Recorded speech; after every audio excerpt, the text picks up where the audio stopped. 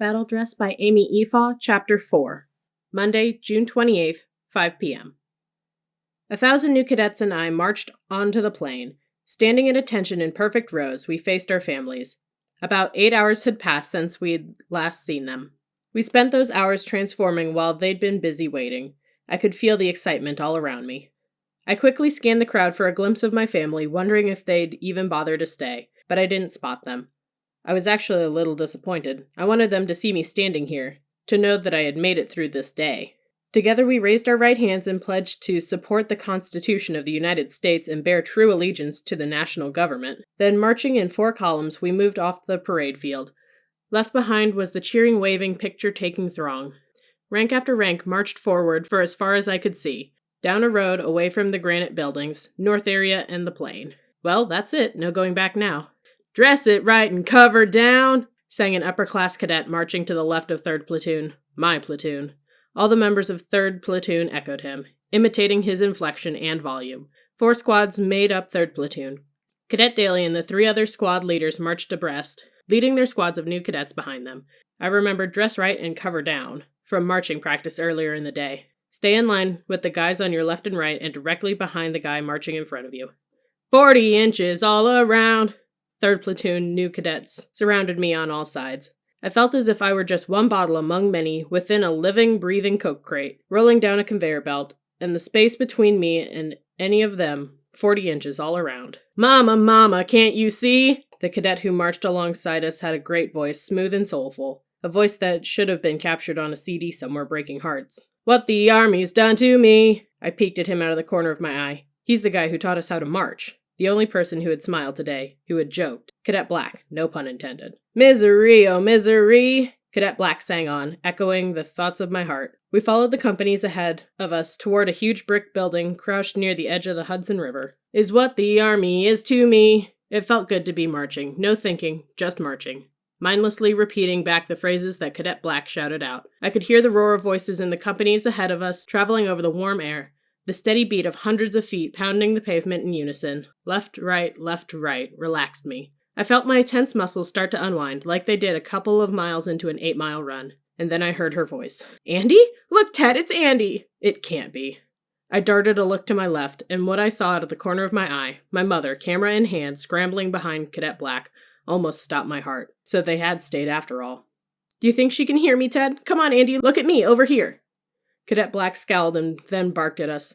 "3rd Platoon, heads and eyes to the front. 1, 2, 3, 4. United States Cadet Corps." Why won't she look at us? Please, God, don't let them guess that she's talking to me. I ordered my eyes to stare at the building ahead, which was growing larger with every step. Don't react. Not at all. I could hear her behind us now, her voice growing fainter. "Oh, just shut up, Ted. I only wanted to take her picture, you know. Is that so bad? She could have at least looked at us." "I used to be a high school stud," Cadet Black sang. I couldn't hear her at all now, but it had taken the entire platoon marching behind us to drown her out. I tried to relax, to concentrate on keeping in step, but couldn't stop shaking inside. How could she have done that to me? What was she thinking? No other parents had followed the cadets off the field.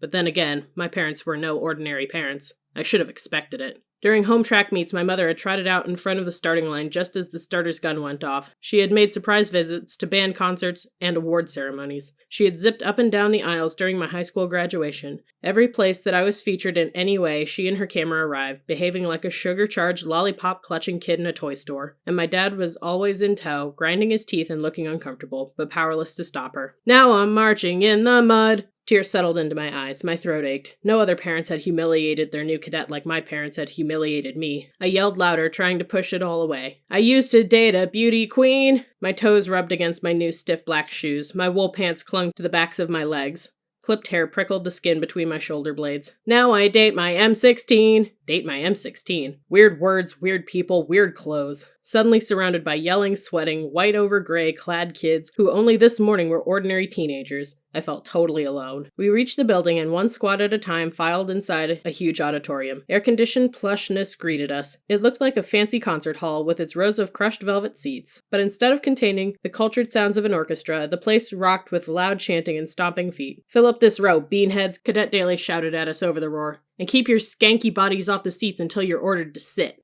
Though every inch of my body whimpered for my seat, I yelled with the others, "We are Stomp Stomp Hardcore!" over and over. Hardcore H, I guess then, was H Company's nickname. Our job was to let the other companies know that we had arrived.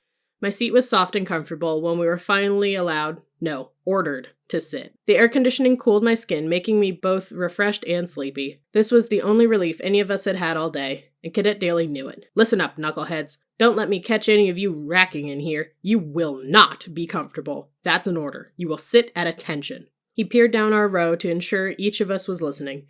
If I see any of you chilling out, I will personally crank up the heat on your sorry maggot bodies. Got it? An instant defrost. So I sat on the edge of my seat and stared at the cadet walking onto the stage at the front of the auditorium. "I'm Cadet Captain Knight, Regimental Commander of Cadet Basic Training," the cadet said. "Otherwise known as King of Beast." His voice lacked the malice that most of the upperclassmen's voice contained, and his welcome was cordial enough, but something about him chilled the room. "Keep a sense of humor and a high degree of motivation," he told us. He reminded us that we had been selected out of thousands of applicants because each one of us demonstrated that trace of exceptional intelligence, drive, and leadership ability that marked members of the Corps of Cadets. "Now look at the person to your left and right." I looked. New Cadet Ping, the guy who had helped me with my tag, sat to my left. New Cadet McGill, the guy with the sun-bleached hair and lifeguard tan, sat at my right. 4 years from now, one of you will be gone. I looked down at my hands in my lap. 4 years? My feet ached, my eyes burned, my stomach growled, sweat dried and crusty traced my hairline. 4 years of days like this? Most of those won't make it through cadet basic training. He paused. That's why we call it Beast. Will I be the one to leave? I thought of my alternatives. It's either here or home. I sat up even straighter on the edge of my soft seat. No, I will make it. I will. 7:15 p.m. The medieval mess hall was filled with noise of clanging dishes and roaring voices, as if the Crusades were being fought within its very walls. The other new cadets and I sat by squad around rectangular tables for 10. "I am Cadet Black," boomed Cadet Black, sitting at the head of our table. I snapped my head to face him. So did the 6 other new cadets who had helped me get dressed earlier and were now sitting with me. No pun intended. His lips twitched. Cadet Daly and another upperclassman flanked his sides. "I am your table commandant." Earlier at lunch, Cadet Black had ignored the new cadets under his charge as they ate. Now he glared steadily at each of us around the table. The overwhelming aroma of roast beef made my empty stomach grumble. I concentrated on breathing in and out of my mouth so I wouldn't have to smell the food. Cadet Black's eyes rested on me. I hoped it was only because I was sitting opposite him. "I had the pleasure of dining with some of you at lunch." I rewound my memories from earlier that day at triple speed. Did I mess up for him too? That was then. This is now. He narrowed his eyes. No more Mr. Nice Guy. Then he began to rattle off orders faster than my mother could hurl dishes. "You will sit at the position of attention at all times. Sit 1 fist distance from the table edge and 1 fist distance from the back of the chair. Spread your napkins on your laps and place your hands on top of your napkins. Position your plate so the West Point crest rests at 12 o'clock. Stare at the crest. No gazing around." Once again, his eyes traveled around the table, following the contours of our sweaty faces. "You got that, Bean Smacks?" "Yes, sir." "Good. Make the correction." Shaky hands spread linen napkins, fists sandwiched stomachs, and torsos shifted. I stared at my empty plate, my eyes locked to the crest, a black shield superimposed by something that looked like a gold knight's helmet. "To eat," Cadet Black continued. "Pick up your knife and fork. Cut approximately 1 square inch piece of food. Big bites are not authorized. Raise your fork to your mouth. The forearm must be at a 90-degree angle to the spine, elbow out," he demonstrated. "Then once you've placed the food in your mouth, ground your fork and knife diagonally at the upper right-hand corner of your plate, across the 12 o'clock and 3 o'clock positions. Return to the position of attention with your hands on your lap. Then and only then may you chew and swallow the food, with your mouths closed. Do you understand, knuckleheads?" "Yes, sir." I don't think I can eat like this, and my defense against the roast beef was wearing thin. Oh, why didn't I eat lunch today? "Davis," Cadet Daly cut in, yelling down the table at me. "You are the cold beverage corporal." My heart dropped into my stomach. "The what?" "Your function in life is to fill all those glasses with ice and a beverage." He pointed to the upside-down glasses lined in neat rows before me. "You will hold up the pitcher of the preferred beverage above your right shoulder with both hands, like this," he demonstrated with his plate, "and away from your mouth. I don't want your verminous spit anywhere near my beverage. You will look directly at the table comm and announce in a commanding voice, 'Sir, the cold beverage for this meal is—' What is in the pitcher, Davis?" I peered into one of the 2 stainless steel pitchers beside me and yelled, "Sir, water is in the pitcher." "No, bonehead, the other pitcher. The one with the preferred beverage. What is it?" I tilted the second pitcher and watched an unrecognizable dark liquid slosh around inside. I racked my brain. Iced tea? Coke? Grape juice? Today, Davis, today, what is in the pitcher? He pounded the table, making the dishes, silverware, ketchup, salt and pepper shakers, and me jump. Immediate response, please. IRP. Morons in the loony bin are quicker than you. Cadet Black and the other upperclassmen sneered down the table and nodded in agreement. I was tired and hungry, and I wanted to cry. Even the mealtime insults I had endured back home were no preparation for West Point's dinner conversation and table etiquette. Then Cadet Daly said the unbelievable. Grab a glass and taste it. I grabbed a glass and shakily poured the liquid. 3 sets of upper-class eyes glared down the table at me, daring me to spill it on myself, or worse yet, on the pristine white tablecloth. My squad mates stared dutifully at their crest, probably thanking God, Allah, Buddha, Krishna, and every other higher power that they could think of that they hadn't sat in my spot tonight. When I tried to drink, all 3 upperclassmen jumped out of their seats in rage, roaring corrections and insults at me. My forearm didn't form a 90-degree angle to my spine. I gulped instead of sipped. I brought my mouth to my glass instead of my glass to my mouth. I can't even drink right. Finally, I choked down what tasted like bitter water. And after my 4th attempt of yelling over the din in the mess hall, "We can't hear you, Davis. Try it again. Is that what I told you to say? Do it again." I correctly made the announcement. "Sir, the cold beverage for this meal is iced tea. Would anyone not care for iced tea, sir?" "Just fill all the glasses with ice and water," Cadet Daly said, motioning toward the stainless steel bowl filled with cylindrical ice cubes. 3 whole ice cubes in each glass. No shrapnel. You think you can handle that, Davis? "Yes, sir," I assured him. "Work!" Cadet Black bellowed. I started spooning ice cubes into glasses. A mess hall waiter suddenly appeared wearing a red coat, white shirt, and black pants. He deposited stainless steel platters of steaming food, roast beef, wide noodles, and peas with mushrooms, on the table to my left and right before shuffling away. "Pass that food up here," Cadet Black growled. "Bogoslavsky," yelled Cadet Daly, pointing down the long table at Jimmy Fallon's look-alike on my left. "That means you. Function." When everyone had a glass of ice water and a plate of food before them, Cadet Black bellowed, "Eat!" I grabbed my knife and fork and attacked my roast beef, cutting it into minuscule pieces and chomping it down, barely chewing. "Regiment, rise!" The command from the King of Beasts, standing on the balcony in the center of the mess hall, came too quickly. "On your feet!" Cadet Black yelled. Hundreds of chairs pushed away from the tables. I was on my feet with the others and standing at attention and waiting for direction. I snuck a quick look at the table. So much food, and all I had managed to get past my lips were 3 peas, 4 square-inch pieces of roast beef, and a clump of stuck-together noodles. Cadet Daly herded us out of the mess hall and into new Cadet Ping's room to teach us the basics. How to fold clothes and make our beds. West Point style. New Cadet Ping's side of the room was already in perfect order, along with his own stuff. I noticed he'd also arranged most of his roommates. I waited for Cadet Daly to tell us all that Ping was a model new cadet and would be promoted to an upperclassman instantly. Instead, he flipped Ping's mattress upside down onto the floor. What did he do wrong? "The first thing you better get through your dumb knucklehead, Ping," Cadet Daly bellowed, "is you don't dick on your classmates." He yanked the bleach-white sheets and army green blankets from under the mattress and tossed them aside. "The objective here is not to make yourself look good, new Cadet Ping. This ain't no dog and pony show. This is West Point. If you can't hack it, beat it. Go back to being an E5 in the Army." Cadet Daly stood nose to nose with Ping, his veins straining against the skin in his neck. "The objective here, new Cadet Ping," Cadet Daly said between clenched teeth, "is to cooperate and graduate. You got that, hotshot?" "Yes, sir," yelled Ping. But he had cooperated. He'd helped his roommate out. I thought of how he had helped me with my name tag earlier. Doesn't cooperate mean help?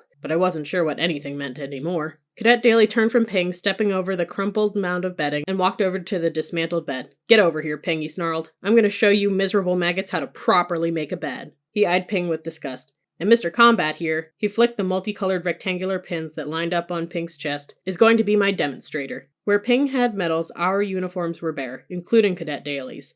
When Cadet Daly had finished his step-by-step bed-making class, he smiled. With its tight hospital corners, the bed looked like an olive-drab business envelope. "Now this is the standard, 3rd Squad. This bed is so tight you can bounce a quarter off of it." He pulled a quarter out of his pocket and slammed it onto the bed. Like a rubber ball, it sprang back into his hand. Before he could repeat his trick, the door opened and an upper-class cadet stepped inside the room. "Hey, Daly, here's the new addition to your squad." The cadet moved aside, and behind him stood a tiny girl with sweaty red hair shaped into a bun. Her eyes, enormous in her face, darted nervously around the room. "New Cadet Brian, first name Gabrielle," the cadet announced. Her roommate decided Woo-Poo U wasn't the place for her, so after the parade when we marched off the plane, she just kept on going, right into her parents' waiting car. He smiled. "The CO told me to hand her over to you since your female's roommate never showed." He thumped Cadet Daly on the back. "So dude, you have the only females in the platoon. Here's your opportunity to excel, my man." I bit the inside of my lip. "That's it? Just 2 girls in the entire platoon. Just me and her."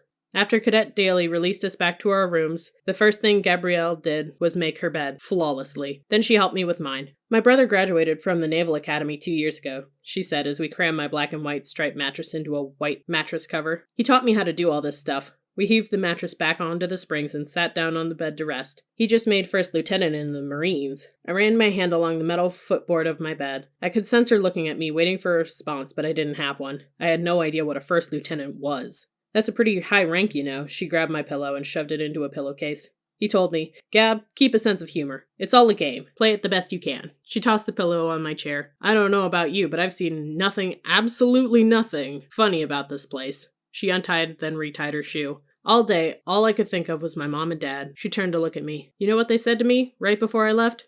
You can always come home, you know. I smiled. That's exactly what my brother said to me, but he didn't really mean it. Oh, that sounds really pathetic. I mean, he knows I could never do that, you know, go back home. Okay, you can stop now. You've said enough. Because I knew myself, if I said one more thing, I'd blurt out my whole life story, tainting myself forever in her eyes like I'd been tainted in everyone's eyes at school. This is a new place with new people. I wanted her to like me. I didn't want her, or anyone, to know what I had left back home. So I shut my mouth and let her do the talking. Luckily, Gabrielle was very good at talking, and since she was so engrossed in her own story, I didn't think she'd heard a word I'd said anyway. They really didn't want me to come here. Oh, they never actually came out and said it or anything, but I could just tell. She shrugged. I guess they were a little disappointed I didn't decide on Penn. They've had this huge college fund set up for me for years. She walked over to her desk and stood on tiptoes to pull the BAG, Barrack Arrangement Guide, off of her bookshelf. She leafed through it and said more to herself than me. Yeah, and today I almost took them up on it. I was glad she hadn't. That would have left me the only female in the platoon. We both stuffed a barracks bag with 3 sets of Jim Alpha West Point's PT uniform of gray t-shirts and long black shorts, socks, a swimsuit, towel, and running shoes. We were just about to ping down the hall to the bathroom to arrange our athletic lockers when someone's fist hammered on our door 3 loud times. Enter, sir, we yelled, and stood in the position of attention, dropping our bags at our feet. The door flew open and Cadet Daly stomped inside. What have you ladies been doing for the past hour? He roared, taking the room in with one ferocious glance. Army equipment still littered the floor. Underwear, socks, undershirts, and toiletries were piled all over the place. What do you think this is, a 6-week slumber party? He disappeared and returned seconds later, dragging new Cadet Ping with him. It is now 21:45, Cadet Daly said, looking at his watch. That gives you exactly 15 minutes till lights out. This room better be squared away by then, boneheads. After he was gone, his voice drifted in from the hallway. And leave the door open 90 degrees when a male is in the room, Davis. I'm keeping an eye on you. Gabrielle turned to me and raised an eyebrow. I blushed. Sorry about this, Ping, I said, happy to change the subject. You're probably sick of bailing me out again. He shook his head. Don't worry, this is my 4th room tonight. I've just finished helping Bogoslavsky and McGill next door. He looked around our room. Theirs was worse than this, believe me. At least you guys know how to fold underwear. Then he grinned. Plus, you know what they say around here. Cooperate and graduate.